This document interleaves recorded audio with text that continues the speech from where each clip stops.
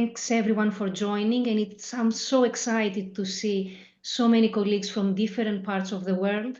Thank you so much, Pawan, for your introduction. It's really honoring that these words are coming from you.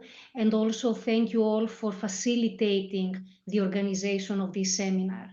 And indeed, it's wonderful to be part of the British Academy of Management community. And I'm very happy to be with you today, sharing something which is I'm really passionate about. I'm going to talk about the qualitative case study research. I'm a qualitative researcher myself, so I will be speaking as a researcher and as an author of qualitative case study papers. I also handle quite a few case study submissions at the British Journal of Management, so I will be wearing my associate editor hat at some point, and at the same time, I'm a reviewer of quite a few qualitative papers in various journals. So I will also wear the reviewer hat as part of my presentation today. What I would like to share with you is a few things in terms of what is a case study and what the case study does in terms of theorizing, in terms of developing theories. And obviously, as I said, I'm very passionate about the case study because indeed the case study itself is actually a methodology of choice for many qualitative researchers in the area of business and management. I have seen a few comments in the chat box. Please bear in mind that I'm happy to share my slides. So the material that you see in front of you is also going to be available to you after this event concludes. So what is my agenda today? Obviously, I'm going to talk about the qualitative case study. So I would like to start with a few thoughts about qualitative research. I'm not going to define what qualitative research is, but I would like to concentrate on what is very unique when we engage in qualitative methods. Then I'm going to talk about the case study. And as scholars in the area of business and management, what is the received view of the case study that we currently have in the field? What is currently the disciplinary convention associated with the qualitative case study? Then I would like to share with you some alternative views in terms of how we can engage in case study practices. And I will conclude by providing and wearing my associate editor hat by providing a few insights to consider if you are planning to put together a manuscript that uses the qualitative case study as a methodology. I will also conclude with some comments and reflections based on what we are going to discuss today. My understanding is also that there is a Q&A box, so should you wish to actually raise some questions or share with us some experiences from your own kind of background as a case study scholar, please feel free to use the Q&A box. And my aim is once I conclude with sharing some thoughts with you, then we will be able to, tackle some of the issues that you are sharing with us. And I already mentioned to you that I'm going to kick off by providing and I would say framing my presentation today, starting with a few thoughts on qualitative research. So what I would like to say is that for all of us engaging in qualitative scholarship, the interesting but at the same time the challenging reality that we are facing is that qualitative research is not one size fits all. So there is not only one single acceptable way to do qualitative research. Be mindful that there is not only one template to engage in qualitative practices. So when we talk about qualitative research, what we need to bear in mind is that qualitative research itself is not monolithic. Indeed, current debates on qualitative scholarship, what it entails, what it is trying to do, I would say are rather vibrant. There are very interesting discourses and debates concerning qualitative research with a lot of, I would say, contested discussions and contradictions. And I think this diversity is potentially one of the biggest advantages of qualitative scholarship. So I have a very interesting quotation here that says that the beauty of qualitative research is that it can accommodate different paradigms, different styles of research, and different styles of theorizing. And how important is that for management and business scholars when using qualitative methods, knowing that we can advance theory in many different ways. And I would say that this diversity is very much cultivated the last few years by also different types of journals. So for instance, the British Journal of Management is a very pluralistic journal that aims to embrace and accommodate different types of qualitative research and hence different ways of theories and types to develop theory. So let me start with this to pave the way for my presentation that qualitative research is not one size fits all. It's not monolithic. It embraces diversity, meaning that there are different ways that we can engage with qualitative scholarship. And obviously, under the umbrella of qualitative research, you can also envisage the qualitative case study. And I'm not going to take you one by one these definitions of qualitative case study research. But what you have in front of you is a spectrum of different definitions, advanced and suggested by prolific scholars in the field, that they view the qualitative case study in many different ways. So for instance, some of you, if you are case study scholars, you might be familiar with the work of Robert Yin, who is actually suggesting and views the case study as a way, as a research strategy to study a contemporary phenomenon in its context. If you're also a researcher in the area of business and management, and in particular perhaps strategy, you might also be very familiar with the work of Kathleen Eisenhardt, suggesting that the case study facilitates the study of a phenomenon trying to unpack its dynamics in a particular context. Now, as I said, you see in front of you a spectrum of different definitions.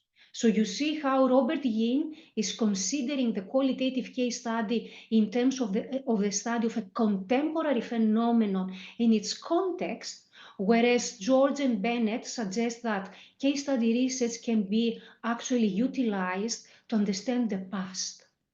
So it can be an excellent methodology to consider and to investigate a historical episode, that it has taken place at some point in the dimension of time, with the aim perhaps to learn out of it and even to be able to develop some sort of transferable results. And while you see George and Bennett talking about the case study and focusing on the case as a vehicle to understand historical events, aiming at some sort of transferability, then you see Robert's take, who says that the optimum form of the qualitative case study is the single case study that it's trying to make sense of an event in very particular context and under very particular circumstances. So a broad array of definitions concentrating on the case as a vehicle to look at reality, at contemporary phenomena, but also historical phenomena, aiming to develop some sort of generalizable claims on the one hand. On the other hand, as per some scholars suggest, aiming to develop contextualized claims, to make sense of the idiosyncrasies that take place in the particular context. So I think that I'm starting to give you this diversity of case study research and this diversity of perspectives, as we are going to see later on, is also translated in a diversity of theorizing and in different types of theories that we can develop using the qualitative case study. So to echo further this diversity and to reinforce further this argument, what essentially is a case study depends on, obviously, the discipline in question. So the case study is used in different ways. As a methodological tool, it is used in different ways in different disciplines. And let me give you an example. For many of us who are familiar with the work of Robert Yin, all of us, we know that Robert Yin is a psychologist. So he is very much influenced by the disciplinary convention of psychology when he's talking about the case study. And he suggests that the case study can be an excellent tool for some sort of prediction of behavior, coming again from the field of psychology. The case study can be used very differently in anthropology, and for those of us who might be familiar with ethnographic research, we know that assumptions in anthropology are very different. And the case study is used there primarily to study communities and cultures. The case study is very different when we use it in business and management. So business and management scholars use the case study in many ways to try and understand practices in organizations. So with the case study design, what we always have is some sort of a phenomenon that takes place in a context. It is extremely difficult to separate, to disentangle the phenomenon from the context. And essentially, the context makes the case study, the phenomenon, what it is. So the case study, apart from being very much disciplinary dependent, it is also dependent to the time period. So we know that in the literature, there has been an evolution throughout time in terms of how the case study has been used by different scholars. Like any other methodology, the case study itself has also evolved as a methodology.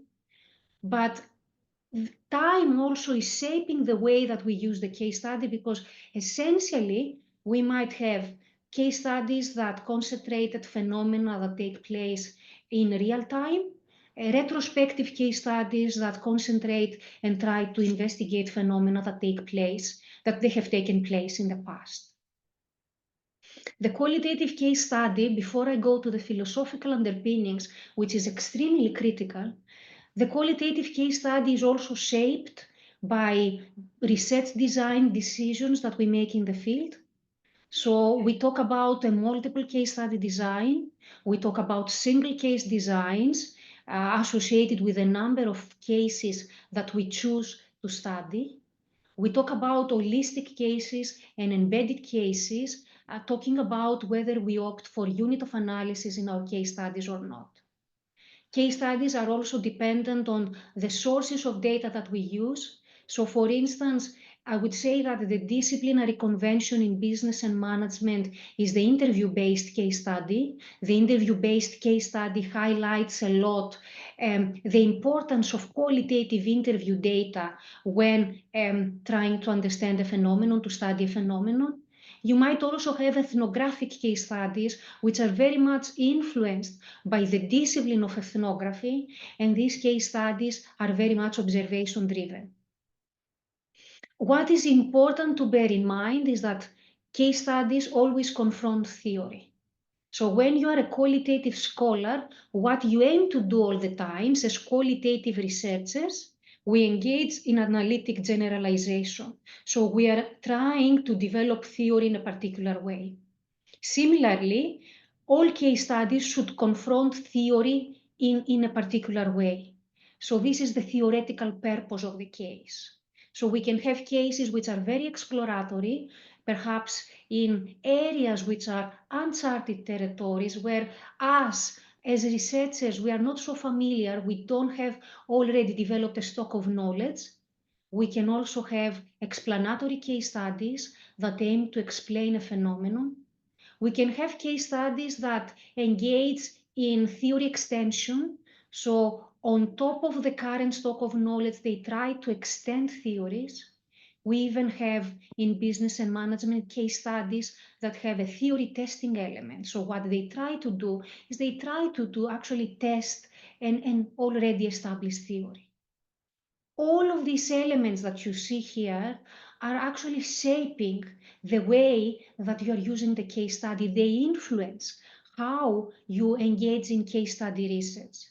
And most importantly, and this is why I decided to mention this bullet point in as last, are your philosophical underpinnings.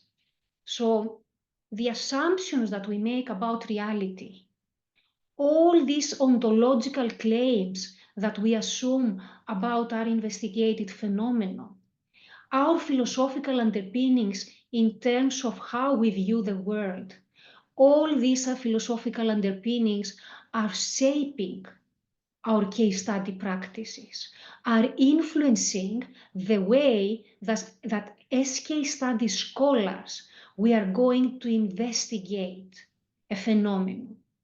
And this is why we need perhaps a discussion like the one we are having today, because the theory of knowledge that we use, and this could be our meta theory, our philosophical assumptions, the theory of knowledge that we use, we subscribe, we adhere to in our own research, has profound implications for the way that we ask research questions and for the way that we deploy methodologies. So our underpinnings, our key assumptions, the beliefs that we have when we enter the field are actually shaping how we are going to do a case study project. They are shaping the type of knowledge, the type of theory that we are going to develop with this methodology.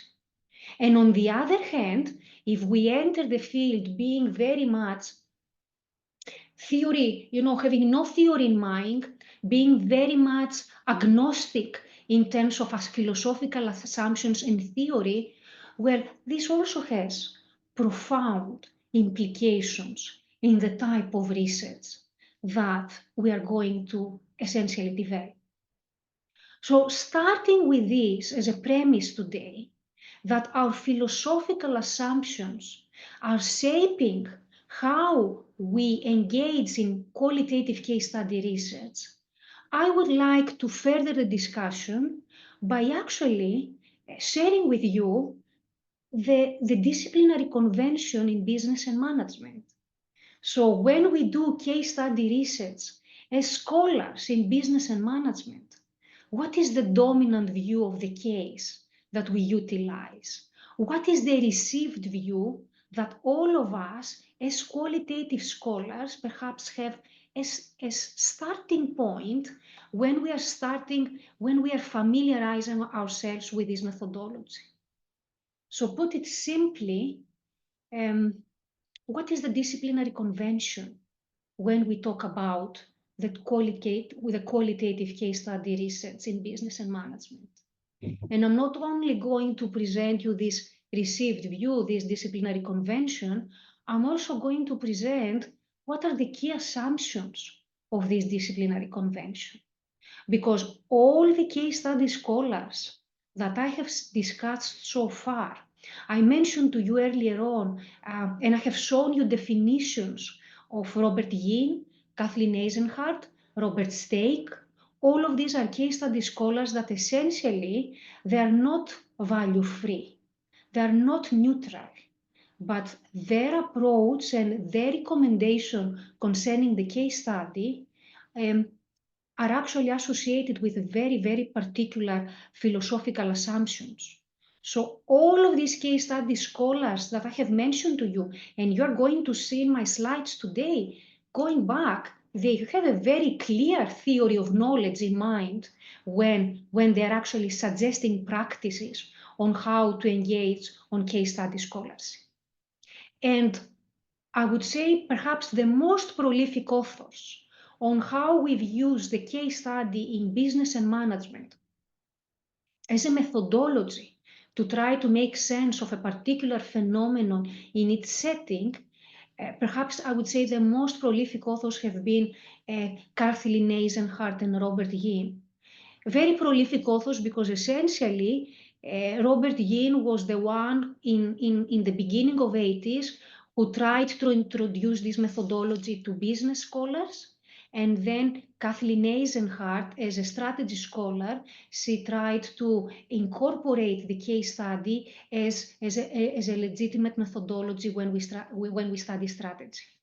So what is the view of Eisenhardt and Yin concerning the qualitative case study? And what sort of assumptions, obviously, do they have when they are actually recommending, they provide recommendations on how to use this methodology? So both of them, they consider the case study as a way and as a methodology to engage in inductive theory building. So what cases are doing is essentially they are bridges between evidence that comes from the field, this rich evidence, and mainstream deductive research.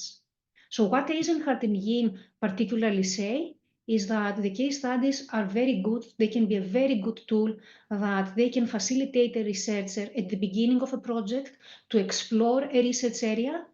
And when we are engaging in qualitative case study research, we are engaging in some sort of induction where we enter the field, and many times we enter the field either white paper, or when we enter the field, it's good not to have very strong, I would say, theoretical framing.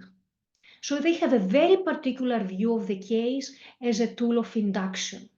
And they also have a very, I would say, structured view of the case. And if you primarily familiarize yourselves both with Eisenhardt and Yin, you're going to see that they are very strict in terms of what the case entails. So very particular steps. Step 1, getting started. Step 2, selecting your cases, etc., etc. Both Eisenhardt and Yin are in favor of a multiple case study design. What they suggest is that the case study can be a great tool for replication. So we need the cases to be able to replicate findings. To be able to replicate findings is good to have comparison. To have comparison is good to study more than one cases. And even though if you have read Yin's book, you might see that he talks about the single case at some point. He also says that the single case study actually has a lot of limitations. So he's not very much in favor of the single case.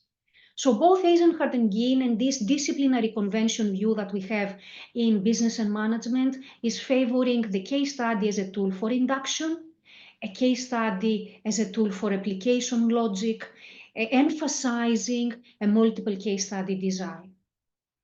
And obviously, continuing with this discourse, the aim of the case study is to develop some sort of generalizable, testable propositions that we can then test with mainstream deductive research. If you have also read the work of Eisenhardt and Yin, you're also going to see that the quality criteria they use are very much mimicking quality criteria that we encounter in quantitative research. So they talk about construct validity, reliability, etc. So I think what is important to contemplate here is that Eisenhardt and Yin have been extremely influential for case study scholars in business and management. But as I said earlier on, they are not value-free. So if you're going to use their work in your own project, in your own PhD thesis, you should be aware that you are also committing to a very particular set of philosophical assumptions. And this is not my own interpretation of their work, but this is how Eisenhardt and Yin view the case study. So their approach is very openly positivist. So they are qualitative scholars that they are very much influenced by this positivist discourse. And this is very clear in the work of Eisenhardt, that she also says that the process described here adopts very much a positivist view of science. And Yin similarly suggests that if you're going to use my case study approach, you are adhering to a very realist perspective of the world, a world that essentially assumes the existence of a single reality. So both Eisenhardt and Yin have very solid philosophical commitments. They actually adhere to a single objective reality that it can be fully apprehensible and fully comprehensible. And they view the case study, as I mentioned earlier on, as a stepping stone for quantitative scholarship. So what a case study scholar will do is from data, because we enter the field inductively, from data we develop theory.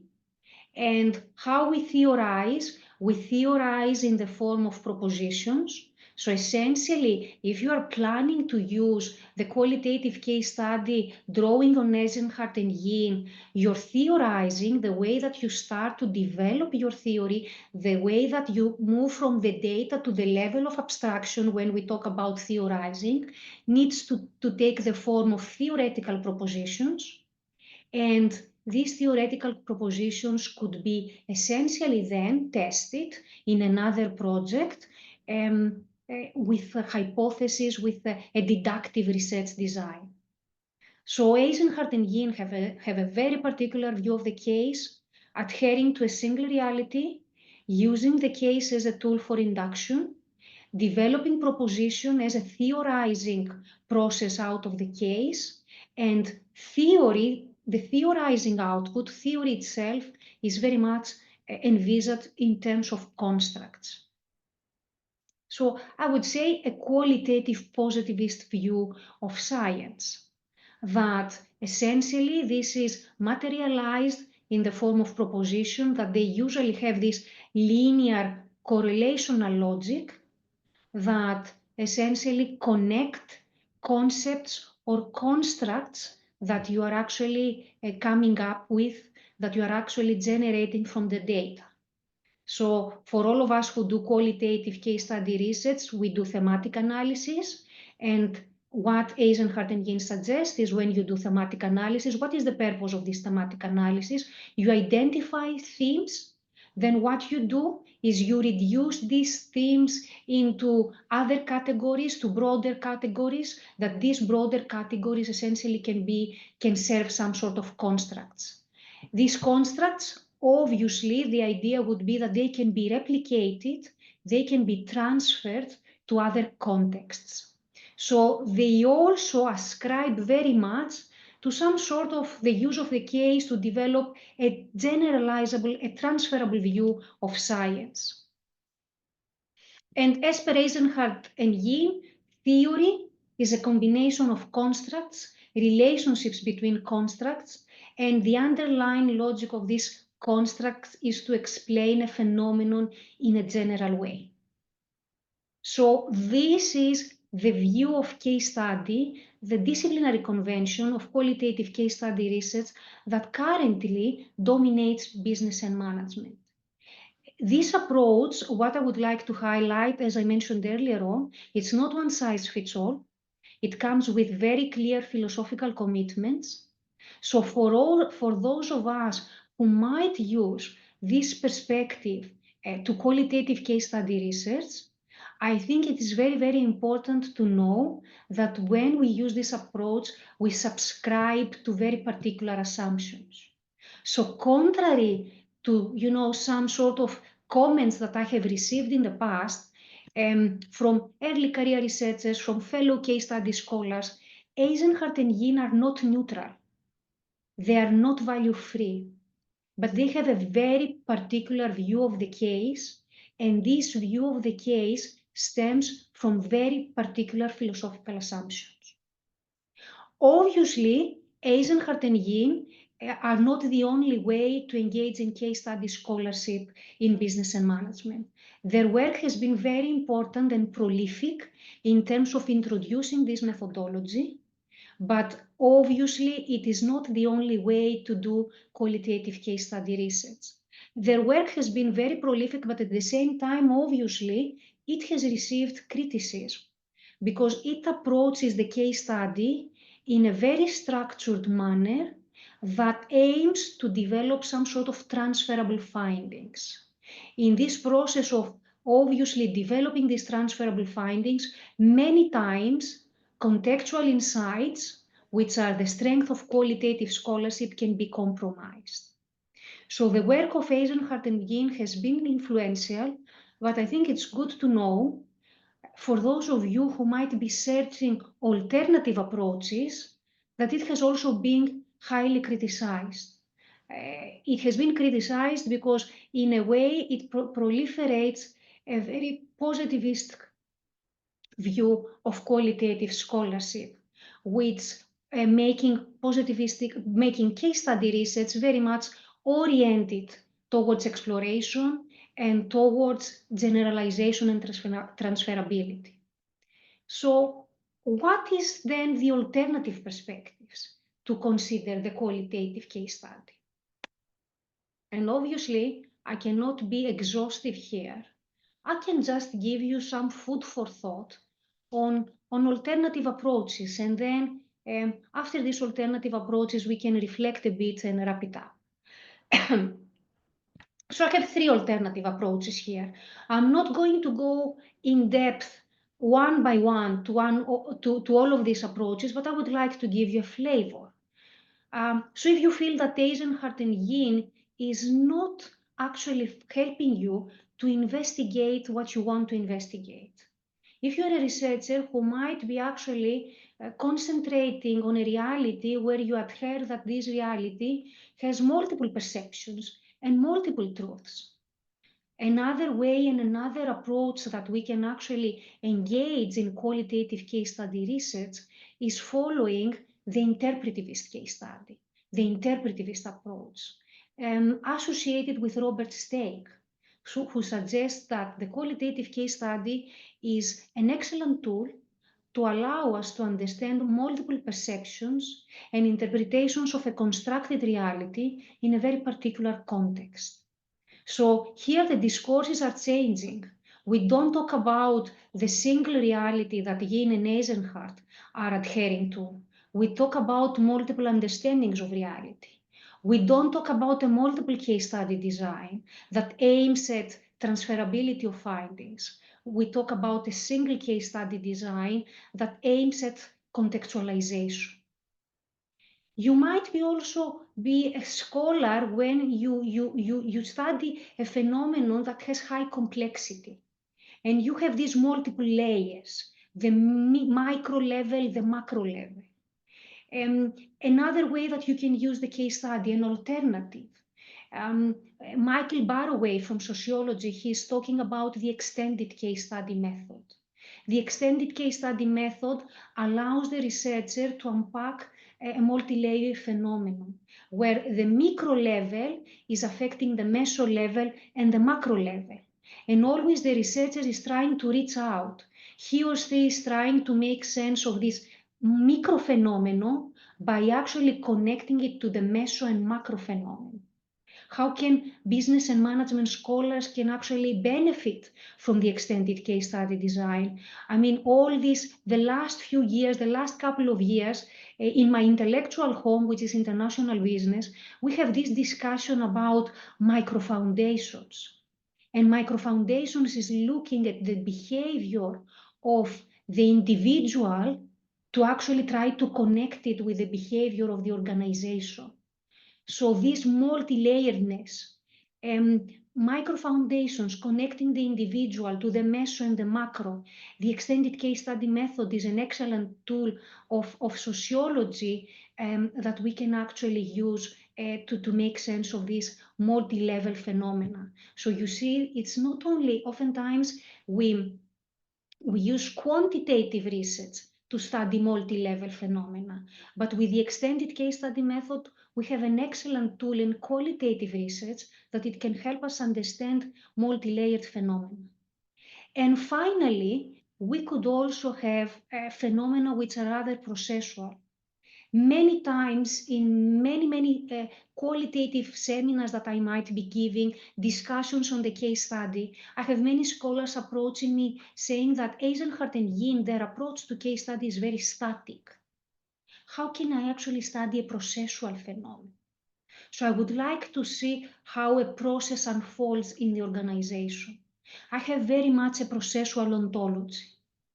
And then we have the school of thought with Anne Langley leading this school of thought, talking about the case study as a process tool.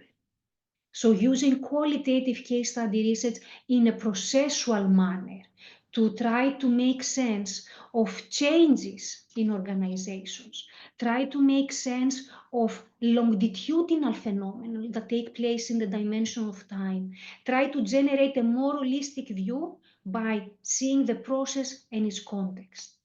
So the interpretivist case, the extended case study method, the processual case study, all of these are alternatives, different ways to engage in case study research that extend beyond the discussion of Robert Yin and Kathleen Eisenhower.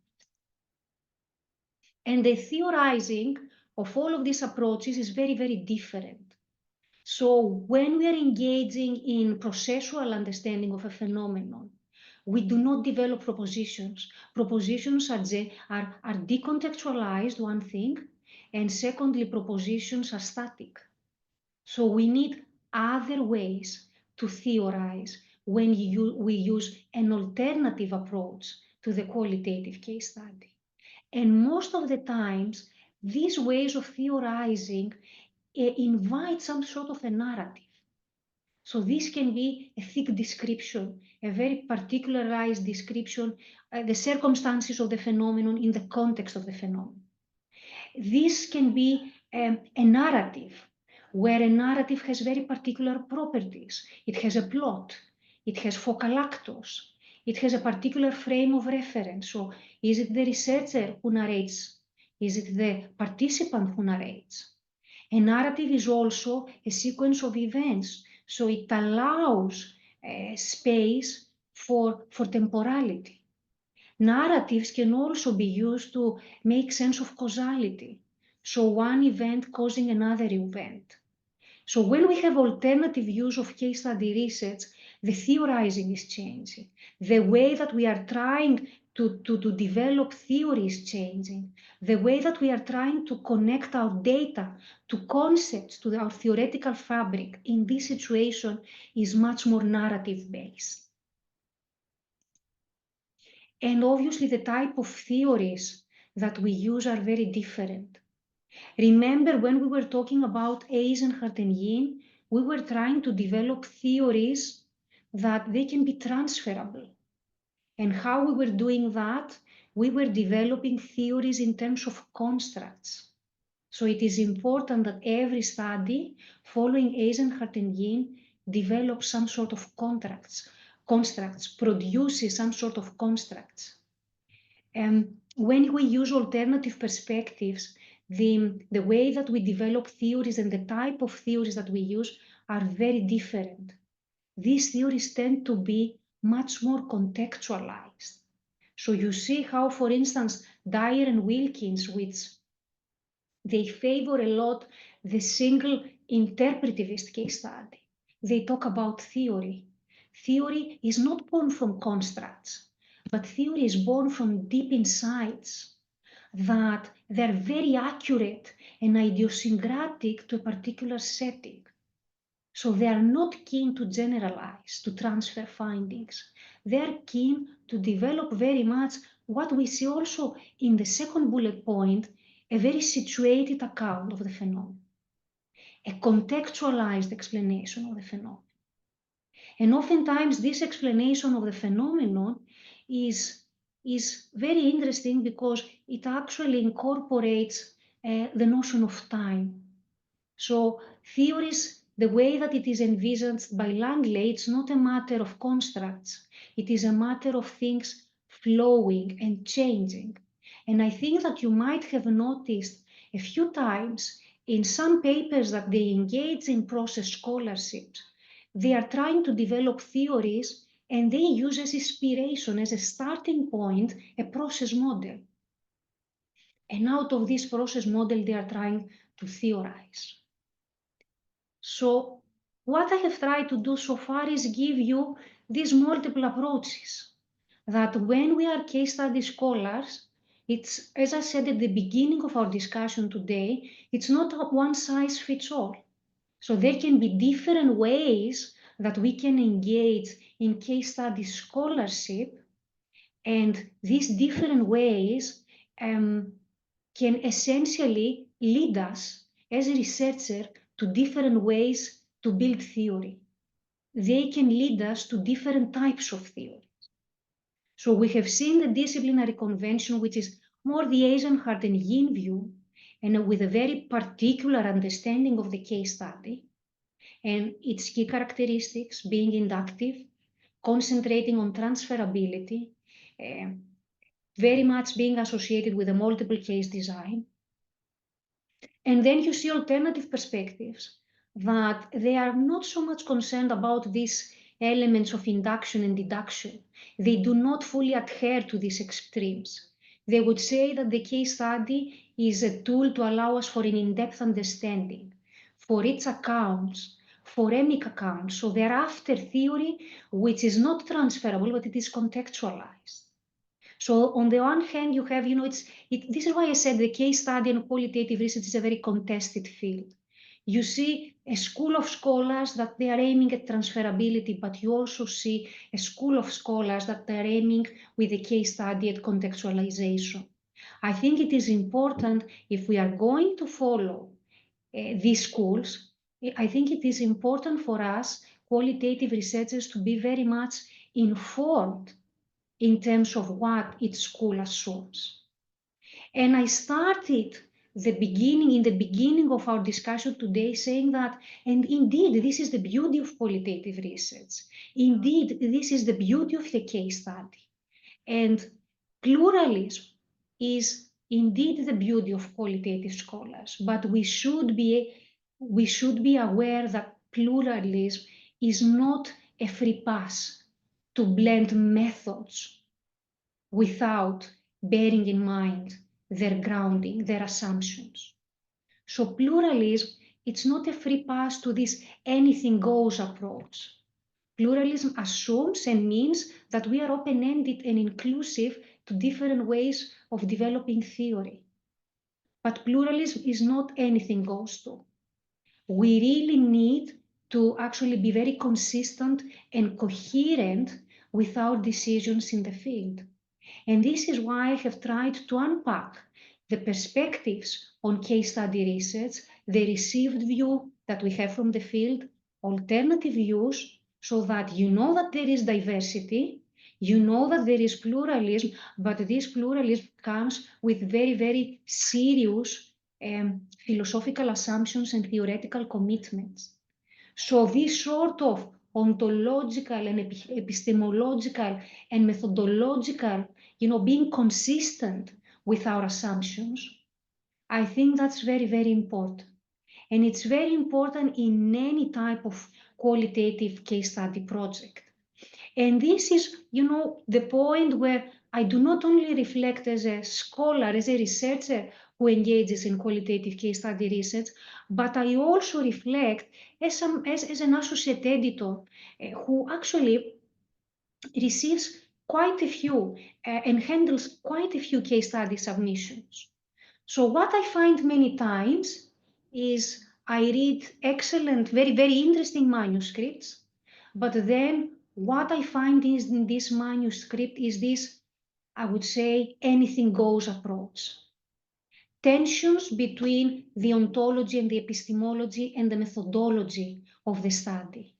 So the authors kick off with very particular ontological assumptions, and then they use the methodological tools, they use the case study as a methodology tool, but in a way that totally contradicts the initial ontological assumptions made in the study. I think this comes many times from the lack of understanding that, again, different views of qualitative case study research relate to different philosophical traditions. So then I see a tension between the ontology, the epistemology, the methodology of the paper. I see a tension between the ontology and the research question. There are tensions that unfold throughout key research design decisions. I think it is important bearing in mind that pluralism is an advantage, but we also need to know that we need to be consistent in terms of what we decide and coherent in our choices. I think it is important when we are developing any kind of qualitative manuscript or qualitative project to be very mindful about the decisions that we undertake. So what are our key assumptions about our phenomenon? Do we adhere to, let's say, a single reality? Do we adhere to a multiple reality? Do we believe that the phenomenon that we investigate can be understood by actually teasing out different perceptions or different actors? Do we study a phenomenon which is processual? Do we want actually to explore causality in our phenomenon?